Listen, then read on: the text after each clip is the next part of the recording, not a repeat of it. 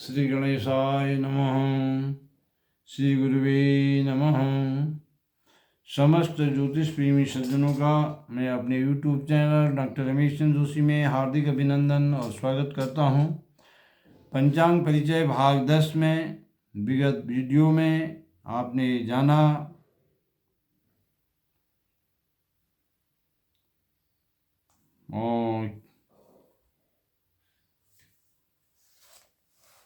कि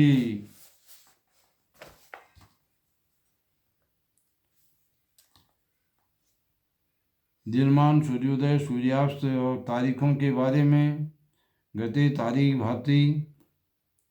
अब आज हम आपको सीधे ले जाना चाहते हैं चंद्र संचार। चंद्र संचार हमारे जो नए नए पाठकगण हैं वे इसको समझ नहीं पाते हैं। चंद्र संचार का स्तंभ आप देखेंगे, हमारा श्री तारा प्रसाद दिव्य पंचांग, ये श्री तारा प्रसाद दिव्य पंचांग आपके सम्मुख है।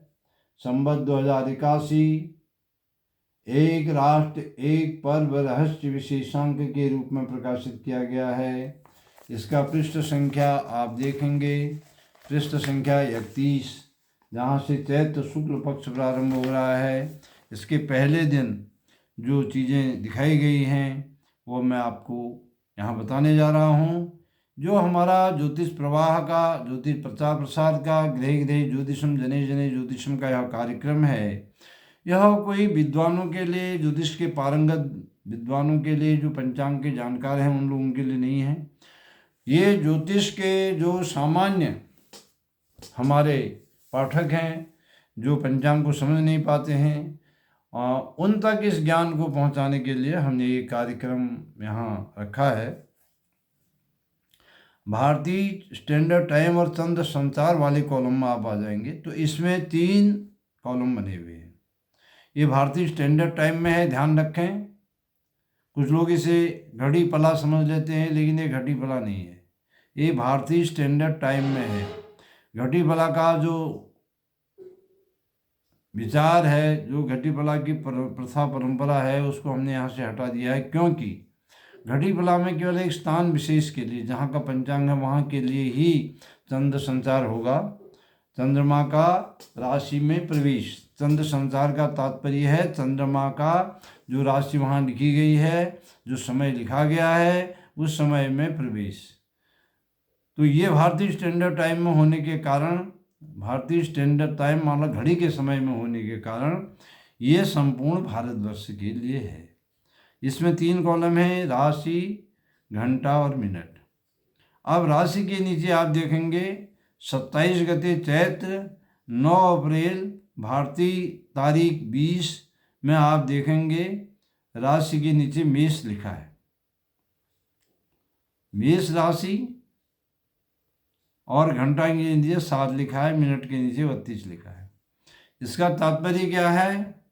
मेष राशि में चंद्रमा, अर्थात मेष राशि का उस दिन प्रारंभ कब से हो रहा है? 7:32 तक।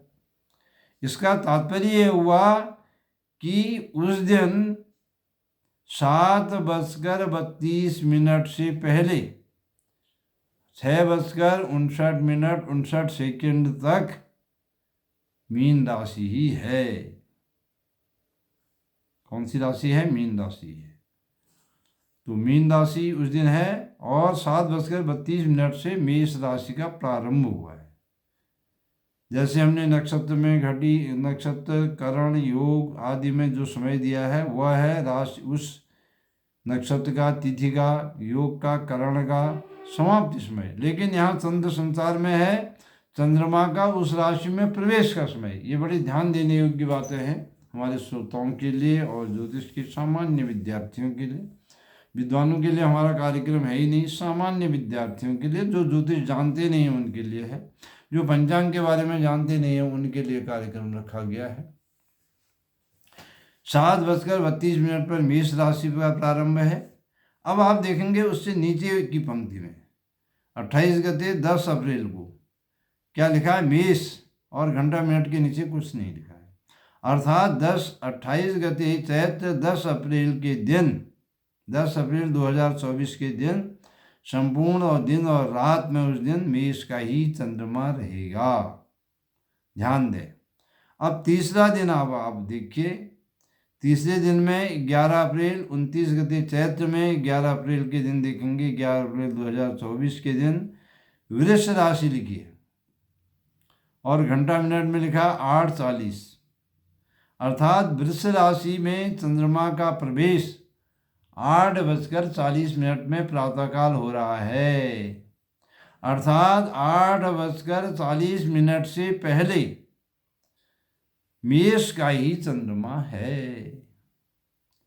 अर्थात 8:40 से पहले 11 अप्रैल 2024 को 8:40 से पहले किसी भी बालक का जातक जातिका का जन्म होता है तो उसकी कौन सी राशि होगी? मेष। 8:40 से पहले मेष है, 8:40 से वृष राशि का प्रारंभ हो रहा है, अर्थात वृष राशि में चंद्रमा जा रहा है। इसी प्रकार आप समझेंगे 12 अप्रैल को देखेंगे, वृष राशि के आगे कुछ भी नहीं है घंटा मिनट के नीचे, तो संपूर्ण दिन और रात वृष राशि का चंद्रमा है। इसी प्रकार आप देखेंगे 13 अप्रैल को, तो 13 अप्रैल को मिथुन राशि का चंद्रमा प्रारंभ हुआ, घंटा के नीचे 12 और मिनट के नीचे 44। इसका मिनट है दिन में दोपहर में 12:44 में मिथुन राशि का चंद्रमा का प्रवेश हुआ है। और यह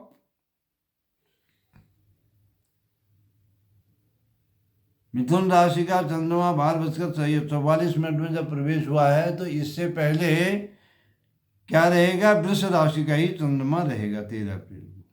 इसी प्रकार आप पूरे चंद्रमा के प्रकरण को अच्छी तरह से समझें और ध्यान दें कि जो यहाँ लिखा गया समय है ये घंटा मिनट में भारतीय स्टैंडर्ड टाइम में घड़ी के टाइम में है। और यहाँ भी लिखे हुए समय को जो है 12 में 1 जोड़ करके 13, 14, 15, 16 ऐसे लिखा गया है और रात्रि के 12 बजे को 24:00 लिखा गया है। और आगामी सूर्योदय से पहले के समय को ध्यान दें, आगामी सूर्योदय से पहले के समय को 24 में जोड़कर लिखा गया है। जैसे आप देखेंगे पृष्ठ संख्या 33, वैशाख शुक्ल पक्ष को आप देख लीजिए। वैशाख शुक्ल पक्ष में आप आ जाइए 12 मई 30 गते वैशाख 30 गते 12 मई के आगे आप देखेंगे यहाँ लिखा है कर्क। कर्क का चंद्रमा का प्रवेश कब हो रहा है? 29/5। इसका मतलब क्या है? 29:05 का ये है सुबह की। 29 में से अगर 24 को घटाएंगे तो 5:05। ये 29/5 हमने क्यों लिखा? क्योंकि यहाँ जो दूसरे दिन सूर्योदय हो रहा है था ये 5:26 पर हो रहा है। दूसरे दिन का सूर्योदय 13 अप्रैल का सूर्योदय कितने बजे है? 5:26।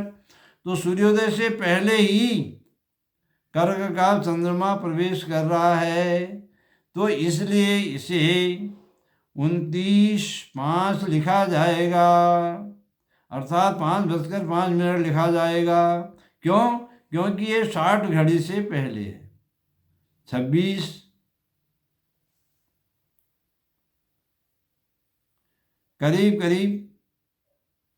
ये 59 घड़ी 52 पला आ जाएगा, अर्थात 60 घड़ी से पहले, दूसरे सूर्योदय से पहले होने के कारण इसे पूर्व में दिन में दिखाने के लिए 29/5 लिखा गया। इसको आप ध्यान से दें, ये कई लोगों के समझ में नहीं आता है। जहाँ पर 26, 27, 28 लिखा हुआ रहता है तो हमारे जो सामान्य पाठकगण हैं, जो ज्योतिष के विद्वान और पंचांग के जानकार लोग हैं, वो तो सब समझते हैं, लेकिन जो सामान्य ज्योतिष का भी अध्ययन प्रारंभ कर रहे हैं उन लोगों की समझ में ये बातें कम आती हैं। इसलिए चंद्र संचार के बारे में आप अच्छी तरह जान गए होंगे।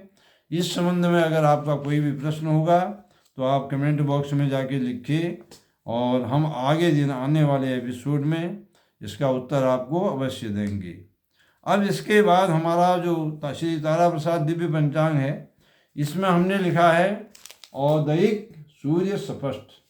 ये कॉलम आप देख रहे होंगे, औदयिक सूर्य स्पष्ट का है।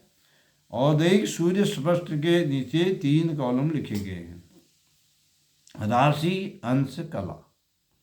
औदयिक सूर्य स्पष्ट का मतलब यह है कि जिस समय सूर्योदय हुआ,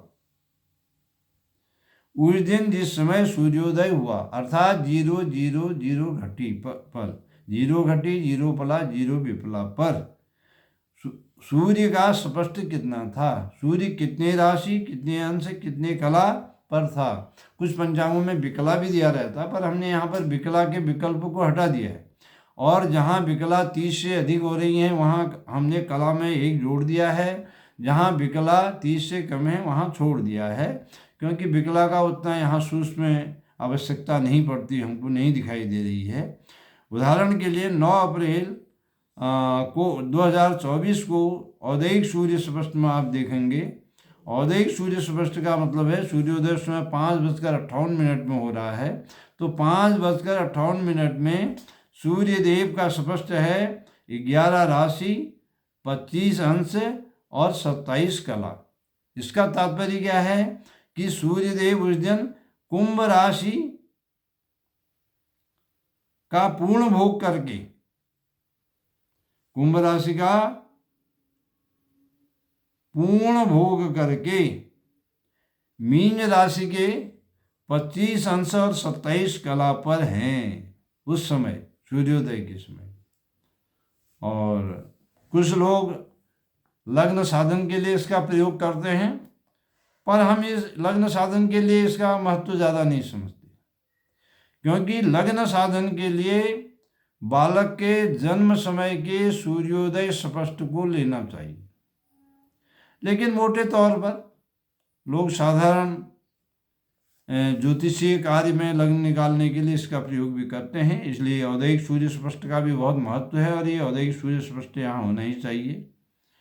और कुछ पंचांगों में इसका स्पष्ट उल्लेख भी नहीं रहता ये किस समय का सूर्य स्पष्ट है, और कुछ पंचांगों में आजकल औदयिक सूर्य स्पष्ट के स्थान पर प्रातःकाल ग्रह स्पष्ट से ही वह यहाँ पर ले लेते हैं ग्रहों को, क्योंकि इससे फिर हमें 5:30 बजे के सुबह के ग्रहों से गणित करना पड़ता है, तो दूसरा गणित न करना पड़े, इसलिए इस झंझट से बचने के लिए वह यहाँ पर 5:30 बजे का सूर्य स्पष्ट देते हैं। वह भी एक ठीक है, वह भी सही है, उसमें भी कोई दिक्कत नहीं है। 5:30 बजे का और औदयिक सूर्य स्पष्ट में ज़्यादा कला विकला का भी अंतर नहीं रहता है, और लग्न साधन में इसकी बड़ी भूमिका है। और इस ये 11, 25, 27 का तात्पर्य भी मैंने बता दिया आपको। 11 माने कुंभ राशि को पूर्ण भोग करके मीन राशि के 25 अंश 27 कला पर चले गए हैं। इसी प्रकार आप देखेंगे 14 अप्रैल को देख लीजिए, इसमें 14 अप्रैल को आप देख रहे हैं 00:22, अर्थात मीन राशि का पूर्ण भोग करके 11 के बाद 0 आ गया, तो 0 का तात्पर्य यहाँ मीन है, 12 है। 0 अर्थात संपूर्ण राशियाँ हैं, संपूर्ण जहाँ है वहाँ 0 आ जाता है, तो मीन राशि के समस्त अंशों का भोग करके मेष राशि के 22 कला पर ये चल रहे हैं। और आप इसे पहले दिन में देखेंगे 13 अप्रैल को सम में से अर्घ हो गया है 21:04 पर, अर्थात रात 9:04 पर, अर्थात दूसरे दिन ये 22 कला औदयिक सूर्योदय के समय सूर्य भगवान 22 कला पर मेष राशि में विचरण कर रहे हैं। तो औदयिक सूर्य स्पष्ट भी आज आपको मैंने चंद्र संचार और औदयिक सूर्य स्पष्ट के बारे में ये बताया। जो पंचांग के हमारे नए जिज्ञासु और सीखने वाले लोग हैं उनके लिए बहुत ही उत्तम है। आपको यदि मेरी बातें अच्छी लगी हों तो इस वीडियो को अधिक से अधिक शेयर करें, लाइक करें और हमारे चैनल को अधिक से अधिक सब्सक्राइब करके हमारा उत्साहवर्धन करें इस ज्योतिष प्रवाह कार्यक्रम के लिए। आप लोगों के मंगलमय भविष्य की कामना के साथ गिरजा माता के श्री चरणों का ध्यान करते हुए मैं अपनी वाणी को यहीं पर विराम देता हूँ। बोलो गिरजा माता की जय। हरि ओम तत्सत।